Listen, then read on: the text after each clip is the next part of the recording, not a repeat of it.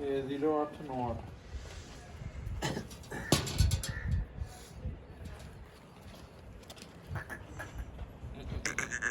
ਇਹ ਸਨੈਪਚੈਟ ਆਨ ਕਰਨਾ ਇਹਨੂੰ ਸਨੈਪਚੈਟ ਤੇ ਲੈ ਸਕਦੇ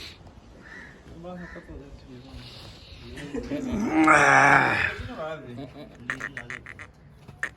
ਮੈਂ ਤਾਂ ਡੋਰੀ ਪਾ ਦਾਂਗੇ ਨਾ ਕਾਲੀ